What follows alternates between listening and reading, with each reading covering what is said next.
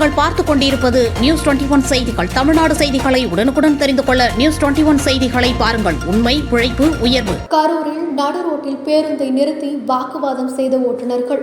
போக்குவரத்து பாதிப்பு. கரூர் ஈரோடு ரோடு ஆத்தூர் பிரிவு அருகே தனியார் பேருந்தும் மினி பேருந்தும் பயணிகள் ஏற்றுவதில் ஏற்பட்ட வாக்குவாதத்தில் நடு ரோட்டிலிருந்து பேருந்துகளையும் நிறுத்தி வாக்குவாதத்தில் ஈடுபட்டனர். இதனால் கரூர் ஈரோடு ரோடு மற்றும் பாரத் பெட்ரோலியம் வழியாக செல்லும் வாகனங்கள் போக்குவரத்து பாதிப்பு ஏற்பட்டது. கரூரிலிருந்து ஈரோடு செல்லும் பேருந்துகளில் ஆத்தூர் பேருந்து நிறுத்துவதில்லை. ஆனால் ஈரோட்டிலிருந்து கரூர் செல்லும் பொழுது ஆத்தூர் பிரிவு சாலைகளில் உள்ள பயணிகளை சில பேருந்துகள் ஏற்றி செல்வதாக குற்றம் சாட்டினர்.